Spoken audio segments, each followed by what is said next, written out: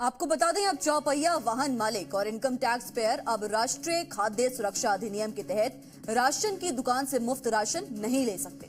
खाद्य और नागरिक आपूर्ति विभाग ने परिवहन विभाग और इनकम टैक्स डिपार्टमेंट को पत्र लिखा है, जिसमें परिवहन विभाग से ट्रैक्टर और वाणिज्य श्रेणी के वाहनों को छोड़कर प्रदेश के समस्त चौपहिया वाहन मालिकों के आधार कार्ड का ब्यौरा मांगा गया है। देखिए एक खास रिपोर्ट। घर में एसी लगी है, महंगी कार भी है और टैक्स भी भर रहे हैं, लेकिन फिर भी गरीबों का राशन डकार रहे हैं। जी हाँ, अब प्रदेश में राष्ट्रीय खाद्य सुरक्षा में अपात्र लोगों के नाम हटाने की तैयारी कर ली गई है। खाद्य सुरक्षा के जिन लाभार्थियों के पास 4 व्हीलर हैं, उनके नाम सूची से हटेंगे। इसी के साथ आय करदाता को भी NFSA की सूची से बाहर किया जाएगा। इसके लिए खाद्य एवं नागरिक आपूर्ति विभाग ने इनकम टैक्स डिपार्टमेंट और परिवहन विभाग को पत्र लिखकर चौपहिया वाहन चालकों और आय करदाताओं का ब्यौरा मांगा है। खाद्य मंत्री सुमित गोदारा ने बताया कि अभी गरीबों के गेहूं में घुन का काम अपात्र लोग कर रहे हैं। इनको बाहर करने के लिए अलग अलग स्तर पर काम किया जा रहा है। हाँ बिल्कुल, इनकम टैक्स विभाग को लिखा गया जो इस योजना में लाभ ले रहे हैं, जैसे जिसका 4 व्हीलर हैं, तो 4 व्हीलर है उनकी सूची मंगानी हमने शुरू करी है। 4 व्हीलर इनकम टैक्स पे ही है, ऐसे व्यक्ति हैं, उनको हमारा प्रयास है जल्दी उस सूची से बाहर किया जाए। और हो सकता है कि यदि स्वतः नहीं होंगे तो उनके खिलाफ कार्रवाई भी करने का जो प्रावधान है उसका भी हम उपयोग कहीं ना कहीं इसमें करेंगे, ताकि वंचित लोग हैं उनको लाभ मिल सके। खाद्य एवं नागरिक आपूर्ति विभाग के प्रमुख सचिव भास्कर सावंत ने राष्ट्रीय खाद्य सुरक्षा योजना में पात्र लोगों को शामिल करने के लिए प्रदेश में जिला कलेक्टर और जिला रसद अधिकारियों को अपात्र लाभार्थियों के निष्कासन का अभियान चलाने के निर्देश दिए हैं। इसमें ट्रैक्टर, वाणिज्य वाहनों को छोड़कर अन्य चौपहिया वाहन मालिकों को अपात्र की श्रेणी में रखा गया है। सावंत ने परिवहन विभाग की अतिरिक्त मुख्य सचिव श्रेया गुहा से राज्य के 4 व्हीलर वाहन मालिकों के नाम और उनके आधार नंबर की सूची मांगी है। NFSA में कौन होगा अपात्र?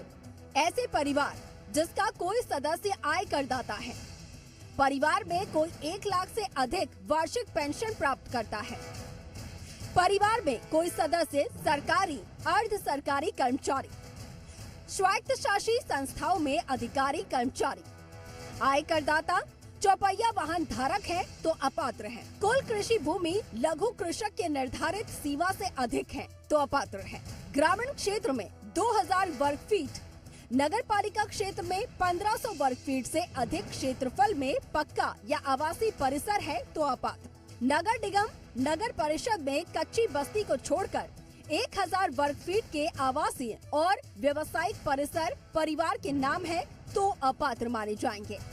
खाद्य मंत्री सुमित गोदारा ने बताया कि 4 करोड़ 46 लाख में से अब तक 3 करोड़ 52 लाख ने E-KYC करवाई है। E-KYC के बाद स्थिति साफ होगी। कुछ लोग ऐसे हैं जिनके नाम राष्ट्रीय खाद्य सुरक्षा योजना की सूची में जुड़ा हुआ है, लेकिन गेहूं कई महीनों से नहीं ले रहे हैं, उन्हें भी चिन्हित किया जा रहा है।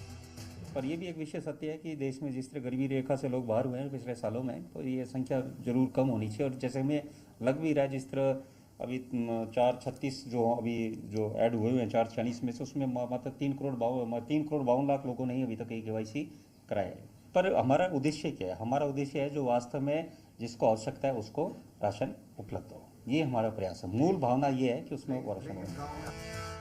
उन्होंने कहा कि राष्ट्रीय खाद्य सुरक्षा योजना में पूर्व में प्राप्त कुल 19.58 लाख आवेदन में से लंबित आवेदन 13.9 लाख में से परीक्षण के बाद नाम जोड़ने की कार्रवाई विभागीय स्तर पर प्रक्रियाधीन है। गोदारा ने कहा कि राजस्थान में खाद्य सुरक्षा गिव अप अभियान शुरू किया गया है और इसके तहत सक्षम व्यक्ति स्वेच्छा से खाद्य सुरक्षा योजना से अपना नाम हटवा सकता है। बहरहाल सरकार के पास अपात्र लोगों के नाम राष्ट्रीय खाद्य सुरक्षा सूची में जुड़े होने की शिकायतें पहुंच रही थी।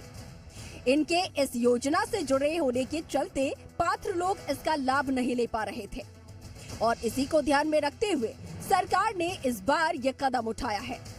ताकि अपात्रों के नाम सूची से हटाकर पात्र लोगों की जोड़े जाएं, ताकि वो सरकार की योजना का लाभ उठा सके, क्योंकि सरकारी योजनाओं में अपात्र ही जरूरतमंदों से हक छीन लेते हैं।